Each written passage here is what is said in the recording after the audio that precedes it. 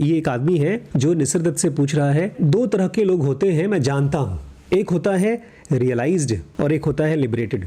Realised मतलब जिसको एहसास हो गया है, और लिबरेटेड मतलब जो मुक्त हो गया है। तो बोलते हैं मैं रियलाइज्ड लोगों से, जिनको एहसास हो गया है, उनसे तो मिला हूँ, लेकिन मुक्त इंसान से नहीं मिला हूँ। तो आप मुझे बताइए, क्या मुक्त होना मतलब शरीर को छोड़ना है?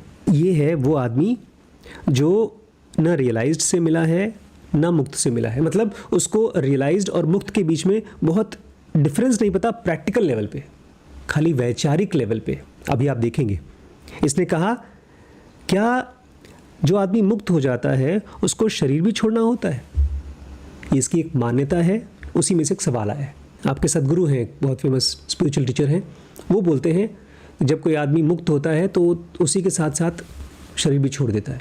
बहुत कम लोग ऐसे होते हैं जो मुक्त होने के बाद भी शरीर में रहते हैं। उन्होंने कहीं पर बोला था, तो ऐसे ही इस आदमी ने कहीं सुना होगा। तो आप बताइए, क्या ऐसे आप किसी आदमी को जानते हैं जो मुक्त हो गया हो? और क्या मुक्त होना मतलब शरीर छोड़ना है? निसर्ग तो कंफ्यूज हो गया कि भैया रियलाइज्ड मतलब जिसको एहसास हो गया है और जो मुक्त हो गया है, इन दोनों में अंतर क्या है?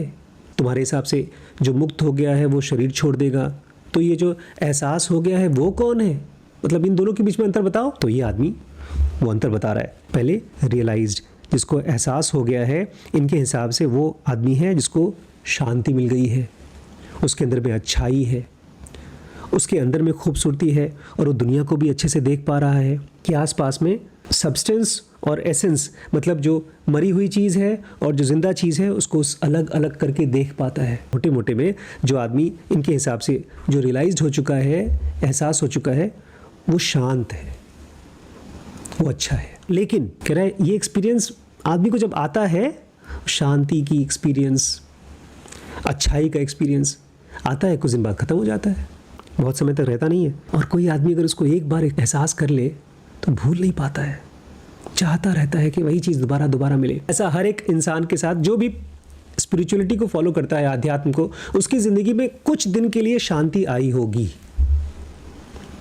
कोई किताब पढ़ के, किसी गुरु के पास जा कर के, या ऐसे ही शांति आई होगी, उसके बाद फिर ज़िंदगी अशांत हो गई, फिर वो खोजता है वही शांति। फिर ये आदमी कहता है उस आदमी के मन में वो लॉन्गिंग की तरह और मेमोरी की तरह ठोकता रहता है, चीखता रहता है उसका मन, अरे वही चाहिए, वही चाहिए, वही चाहिए। और ये आदमी कह रहा है मुझे पता है मैं वही आदमी हूँ रियलाइज्ड, क्योंकि मुझे वो एक्सपीरियंस हुआ है शांति का, पीस का, अब मुझे वो चाहिए। डिज़ायरलेसनेस, तृष्णा से मुक्ति। इस आदमी को रुपए पैसे की तृष्णा नहीं है, लेकिन किस चीज़ की तृष्णा है? उस शांति की जो उसने एक्सपीरियंस किया था। बड़ा ट्रिकी है दिमाग, बोलेगा मुझे रुपए पैसे से कुछ मतलब नहीं है, बस अब तो मुझे भगवान चाहिए। लेकिन भगवान को पाते समय भी वो इतना परेशान है जितना एक बनिया पैसे को कमाते समय भी नहीं होता। एक अच्छा बनिया, एक अच्छा बिजनेसमैन क्या करता है, वो अपने ग्राहक को बोलता है अरे आइए आइए सामान लीजिए, वो आता है सामान दे देता है, और उसके बाद बोलता है पैसे नहीं है, अरे पैसे बाद में दे दीजिएगा। वो ग्राहक चला जाता है खुश होकर के, थोड़े पैसे देता है, बाद में दे देता है, फिर जब बाद में आता है तो पैसे लेता है। परेशान नहीं है बनिया, जो परेशान नहीं होता वही बनिया अच्छा समझदार बिजनेसमैन भी बनता है।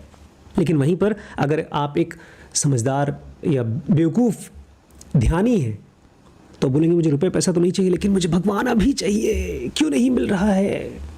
इसको बोलेंगे आयरनी, बुद्धि की, समझ की विडंबना। तो ये निसर्ग पूछते हैं और मुक्ति, मुक्ति क्या होती है? मुक्ति तो एक ऐसी स्टेट है जिसमें आप परमानेंटली कमाल की स्टेट में रहते हैं, वंडरफुल स्टेट में रहते हैं। बट मैं आपसे ये पूछ रहा हूँ, अगर कोई आदमी मुक्त हो गया तो क्या वो जिंदा रहेगा कि शरीर छोड़ देगा?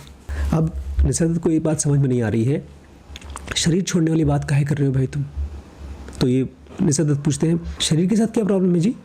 तो ये आदमी कहता है अरे शरीर तो बहुत कमज़ोर है और क्षण भंगुर है, बस कुछ साल जीता है, और इसके अंदर में ढेर सारी भूख, प्यास और तकलीफ़ और ढेर सारी क्रेविंग मतलब डिज़ायर पैदा होती है। वो हमको सीमित कर देता है, हमारे अनुभवों को, एक्सपीरियंस को बहुत बांध देता है। तो निसर्ग बोलते हैं तो क्या फ़र्क पड़ता है? अरे भाई ये फिजिकल बॉडी है, चाहे एक छोटा शरीर हो चाहे एक पहाड़ हो, वो तो लिमिटेड रहेगा ही, वो तो सीमित रहेगा ही। बहुत बारीक चीज़ लेकिन एकदम साफ साफ बता दिया, क्योंकि निसर्ग दत्त का मन, जो विचार हैं, उस सच को देख पा रहे हैं, और इस आदमी का मन कल्पना को देख रहा है।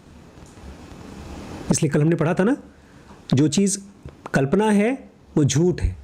निसर्गदत्त कहते हैं मुक्ति का मतलब होता है गलत और सेल्फ इम्पोज्ड आइडियाज़ जो हमने अपने ऊपर डाल दिया है, उन आइडियाज़ से मुक्त होना। जो गलत चीज़ें हैं, गलत धारणाएं हैं, उससे मुक्त होना मुक्ति होती है, शरीर से मुक्त होना नहीं। और एक बहुत बात एकदम साफ करने वाली बात है, अगर दुनिया में किसी को भी ये कन्फ्यूजन है तो इसको बार बार आके सुन ले। आपको कितना भी अच्छा एक्सपीरियंस हो, वो मुक्ति नहीं है।